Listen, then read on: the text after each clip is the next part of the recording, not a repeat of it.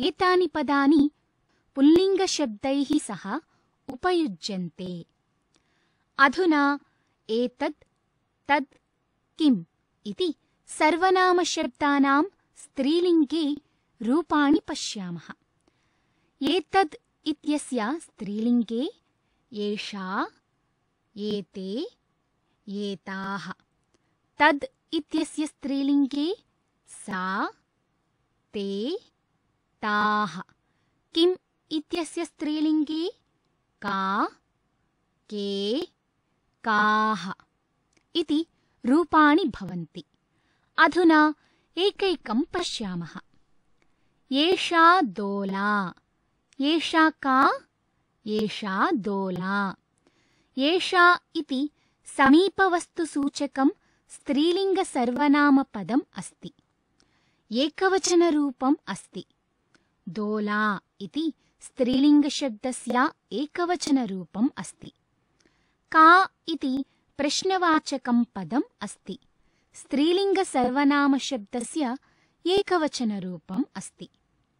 एतानि वाक्यानि पश्यन्तु।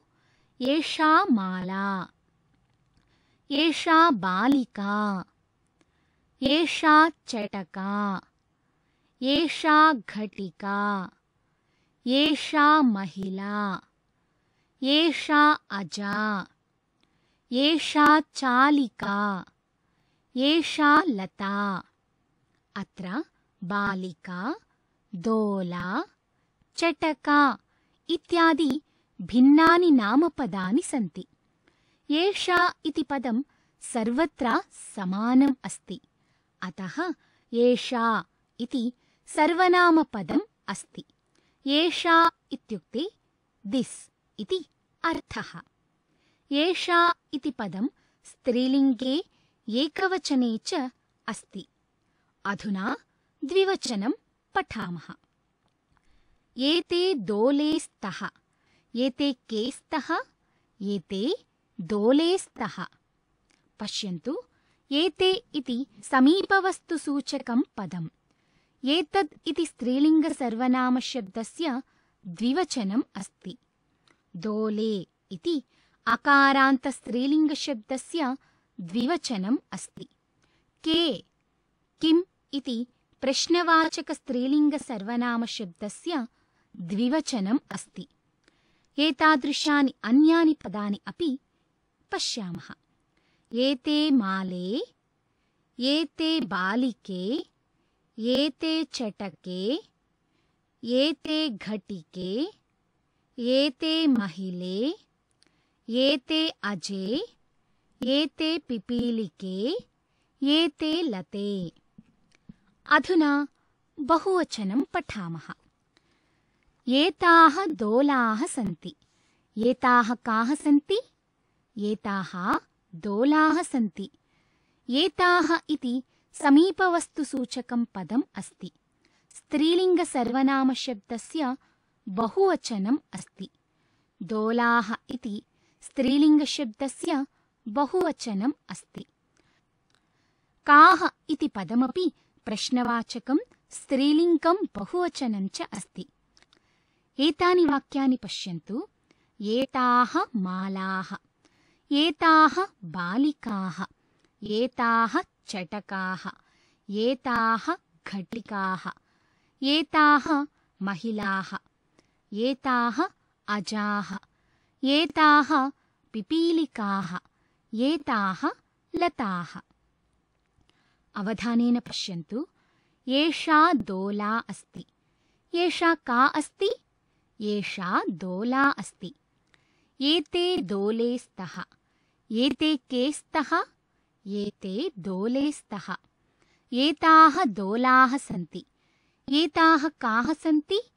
एताः दोलाः सन्ति। समीपवस्तुसूचनार्थम् एषा, एते, एताः इति पदानां प्रयोगः भवति। एषा इति एकवचने, एते इति द्विवचने, एताः इति बहुवचने। एतानि पदानि स्त्रीलिङ्गशब्दैः सह प्रयुक्तानि भवन्ति। दूरस्थवस्तुसूचनार्थं कानि पदानि सन्ति?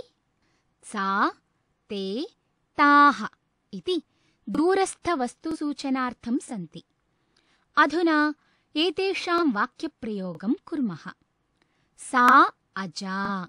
सा का अस्ति? सा अजा अस्ति। सा घटिका। सा का अस्ति? सा घटिका अस्ति। ते अजे। ते के स्तः? ते अजे स्तः। ताः अजाः। ताः काः सन्ति? ताः अजाः सन्ति। दूरस्थवस्तुसूचनार्थं सा ते ताः इति पदानां प्रयोगः भवति। सा इति एकवचने, ते इति द्विवचने, ताः इति बहुवचने। एतानि पदानि स्त्रीलिङ्गशब्दैः सह प्रयुक्तानि भवन्ति। ध्यानेन स्मरन्तु। का, के, काः इति पदानि सन्ति किल? एतानि अपि स्त्रीलिङ्गसर्वनामपदानि। एतानि प्रश्नवाचकानि सन्ति। का इति एकवचने, के इति द्विवचने, काः इति बहुवचने। एतानि स्त्रीलिङ्गशब्दैः सह उपयुज्यन्ते। अधुना एतेषां वाक्यप्रयोगं कुर्मः। एषा का नदी? एषा गङ्गानदी। का गायिका? एषा गायिका। के पुष्पमाले? ते पुष्पमाले। के गायतः? गायिके गायतः। काः सुवर्णमालाः? ताः सुवर्णमालाः। काः क्रीडन्ति? बालिकाः क्रीडन्ति। शृण्वन्तु, पुनः वदामि। समीपस्थवस्तूनां कृते एषा एते एताः। दूरस्थवस्तूनां कृते सा ते ताः। प्रश्नकरणार्थं का, के, काः इति सर्वनामपदानि भवन्ति।